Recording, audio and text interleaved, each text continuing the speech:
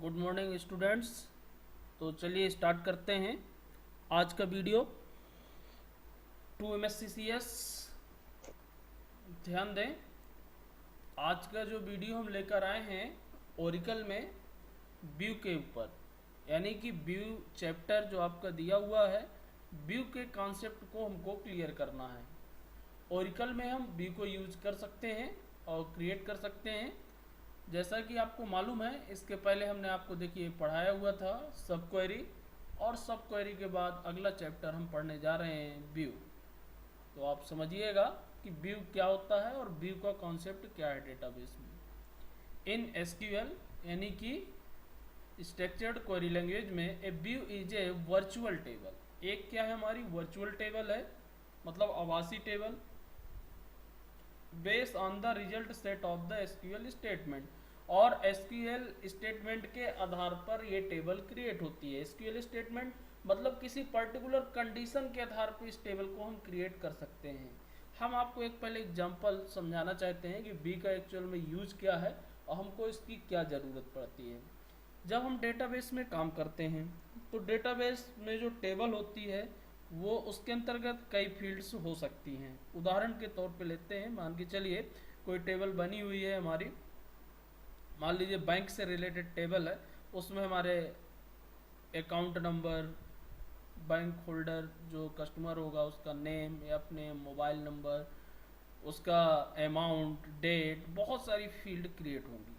अब हम चाहते हैं कि इसमें से कुछ जो फील्ड हैं वो कॉन्फिडेंशियल हैं, हम एंट्री किसी दूसरे से कराते हैं, ये भी आपको मालूम है। तो उन फील्डों को हम चाहते हैं कि जिससे हम एंट्री ऑपरेटर से करा रहे हैं वो फील्ड हम उस ऑपरेटर के पास नहीं देना चाहते हैं। तो इसके लिए हम क्या क्रिएट कर सकते हैं, वर्चुअल टेबल। और मान के चलिए कि जो फील्ड आपकी कंपलसरी नहीं है और जो आप ऑपरेटर के माध्यम से क्रिएट करना चाहते हैं, वो फील्ड का आप क्या क्रिएट कर सकते हैं, व्यू। और व्यू को क्रिएट करने के बाद आप उस टेबल की परमिशन उसको दे सकते हैं, उसमें वो एंट्री करेगा, आपके मेन डेटाबेस में डेटा क्या होता जाएगा, ऐड होता जाएगा। तो इस तरीके से व्यू की, जैसे एग्जाम के मार्क्स होते हैं उनकी एंट्री कराने के लिए।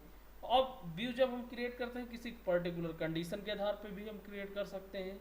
हमें कोई पर्टिकुलर टेबल के रिकॉर्ड, मान लीजिए सेल्समैन हैं, उनकी एंट्री किसी से कराना है, बाकी की नहीं कराना है, तो हम पर्टिकुलर सेल्समैन का व्यू क्रिएट करके वर्चुअल टेबल क्रिएट कर सकते हैं और उसकी एंट्री करा सकते हैं। तो यहाँ पे इसीलिए कहा गया है कि जो वर्चुअल टेबल है ये बेस ऑन द किस बेस पे है, result set of the SQL statement. SQL statement पे डिपेंड करता है कि आप किस आधार पे व्यू को क्रिएट कर रहे हैं।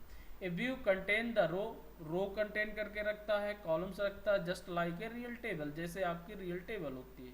The fields in a view are fields from one or more real tables in the database.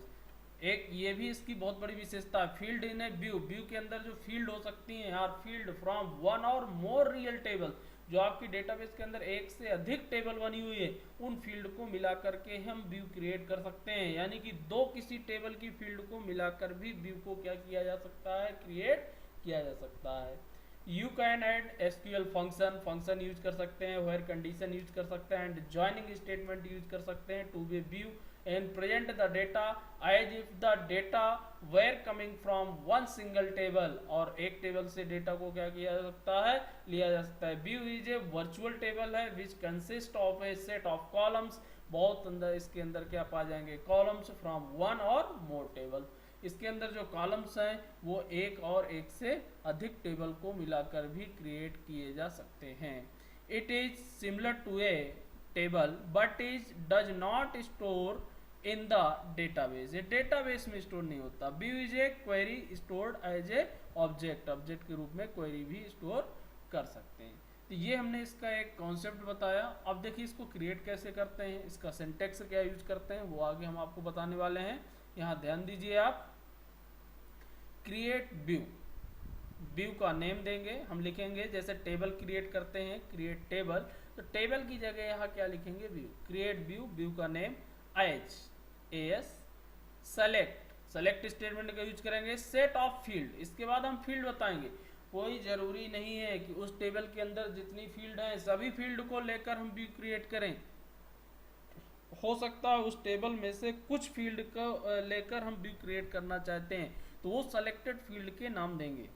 From relation name, मतलब जो भी आप इसका रिलेशन होगा टेबल का नाम वो आप देंगे। फिर कंडीशन निर्धारित करेंगे, यानी कि यहाँ पे रिलेशन नेम इसलिए दिया गया कि हो सकता है दो टेबल से आप व्यू क्रिएट करें, तो इसलिए यहाँ पे दो टेबल के नाम देना पड़ेगा। यदि एक टेबल से क्रिएट करना है तो एक टेबल का नाम देना पड़ेगा।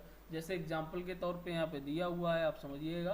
क्रिएट व्यू, व्यू क्रिएट किया इसने employee as select EMP number, E name, job from EMP, where job equal clerk. अब ध्यान दीजिए, यहाँ पे जो हमने व्यू क्रिएट किया एक्चुअल में एम्प्लॉय नाम का व्यू क्रिएट किया हमने। कल भी जो सब क्वेरी का एग्जाम्पल बताया था वो एम्प्लॉय टेबल पे ही बताया था।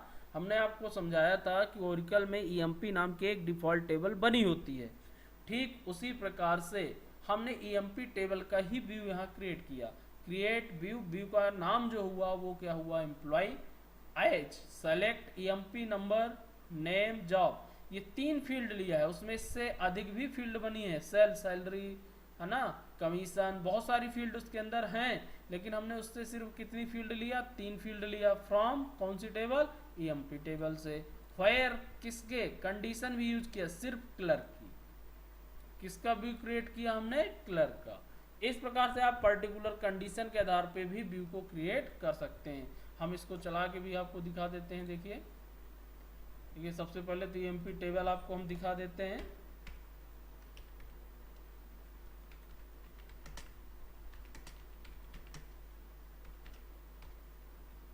ये एमपी टेबल बनी होती है, देखिए आपको मालूम ही है सब लोगों को। ये एमपी टेबल बनी हुई है, एमपी नंबर है, इसमें ई नेम है, जॉब है, एमजीआर है, हायर डेट है, सेल है, कमीशन है, डिपार्टमेंट नंबर है। ये आपकी एमपी टेबल बनी हुई है ऑलरेडी, और इसी का यहाँ पे व्यू क्रिएट कर रहे हैं। व्यू क्रिएट करने के लिए देखिए हम लिख रहे हैं, आपको मालूम होना चाहिए, create view employee as select EMP number, E name, job from EMP, where job equal clerk. तो आप इसको क्लिक करेंगे और इस पर क्लिक कर देंगे, वो व्यू क्या हो जाएगा, क्रिएट हो जाएगा। हमने ऑलरेडी क्रिएट कर रखा है, ये देखिए नेम इज ऑलरेडी एग्जिस्ट। आप यहाँ यदि 1 कर देंगे तो ये भी क्रिएट हो जाएगा दोबारा। ये देखिए व्यू क्रिएट हो गया। व्यू को देखने का तरीका वही है, आप देख भी सकते हैं। जो व्यू आपके क्रिएट होते हैं वो टेबल की तरह ही डिस्प्ले हो जाते हैं। स्टार फ्रॉम व्यू या टाइप से आप उसको देख सकते हैं। व्यू को क्रिएट करने के बाद आप उसमें रिकॉर्ड इंसर्ट कर सकते हैं इस तरीके से। देखिए इंसर्ट इनटू एम्प्लॉय, हमने एम्प्लॉय नाम का पहले क्रिएट किया, वैल्यू और उसके नंबर, 3 हमने यहाँ लिया हुआ था। देखिए एम्प्लॉय का नंबर, नेम और क्या दिया, जॉब पीपी, यानी कि प्रोग्रामर कोई भी आप दे सकते हैं। और इसको क्या कर देंगे, इंसर्ट कर देंगे आपके सामने प्रोग्रामर, ये हमने लिया और इसको हमने क्या किया, इंसर्ट किया।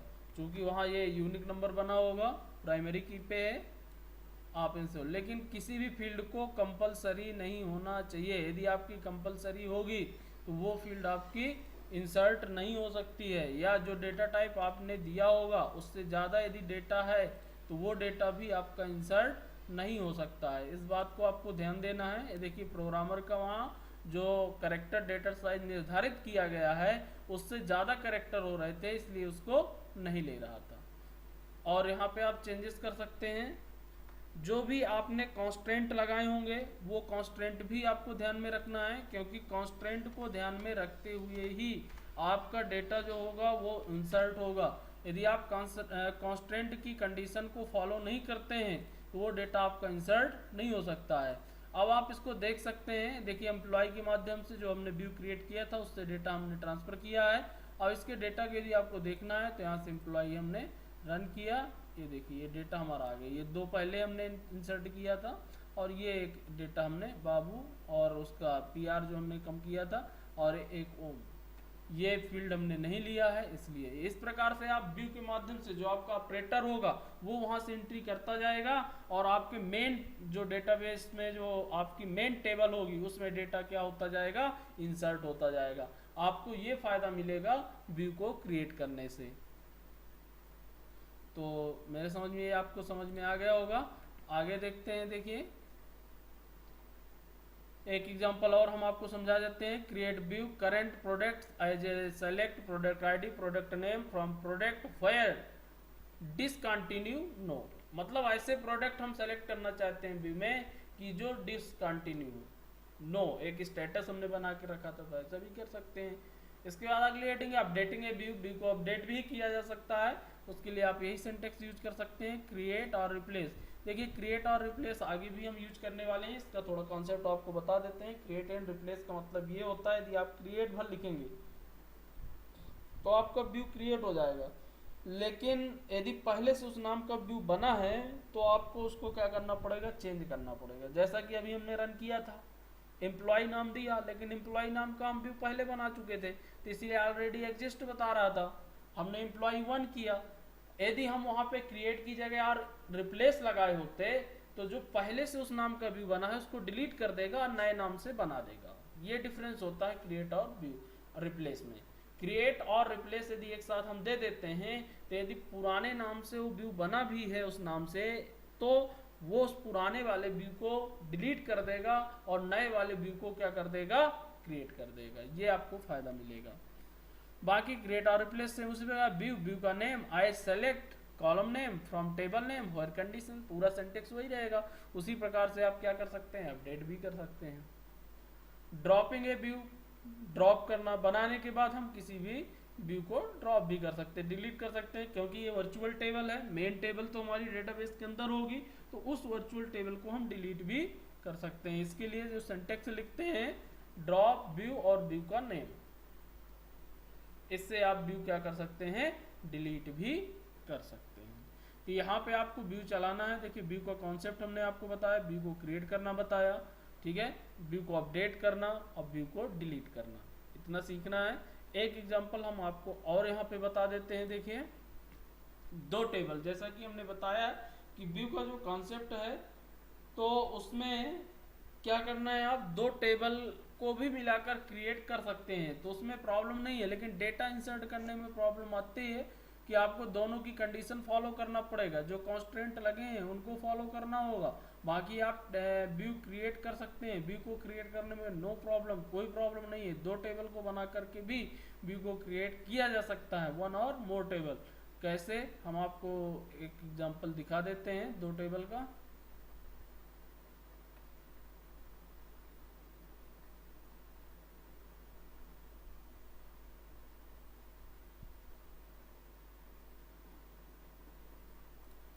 देखिए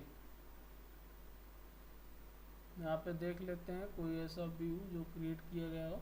एक दो टेबल हमको चाहिए, एक तो मान लीजिए हम EMP ले लेते हैं, एक टेबल और ले लेते हैं। ये मान के चलिए, ये देखिए हमारे पास दो टेबल हैं। यहाँ पे हम पहले टेबल आपको दिखा देते हैं, सेलेक्ट स्टार फ्रॉम, एक T नाम की टेबल बनी हुई है।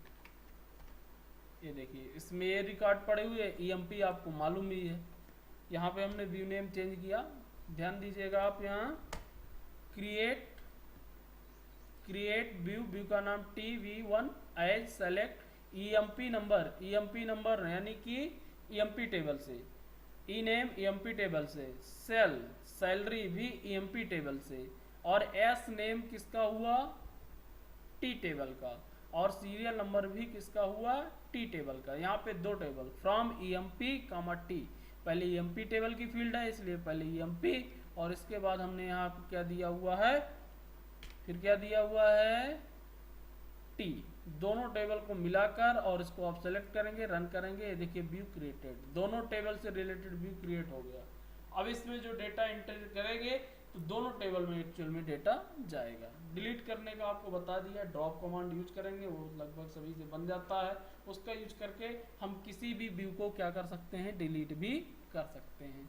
तो इस प्रकार से आज आपको व्यू का प्रैक्टिकल कर लेना है और व्यू चला के देख लेना है, उसको अपडेट करके, क्रिएट करके, ड्रॉप करके, हर तरीके से उसकी प्रैक्टिस कर लेना है। और इस वीडियो को आज हम यहीं पे रोकते हैं। अगला वीडियो जो हम लेके आएंगे आपके लिए बहुत इंपॉर्टेंट वीडियो होगा, सीक्वेंस का यूज करना ओरिकल में कैसे हम सीक्वेंस को यूज करते हैं। तो आप इस पे प्रैक्टिस करिएगा। ओके।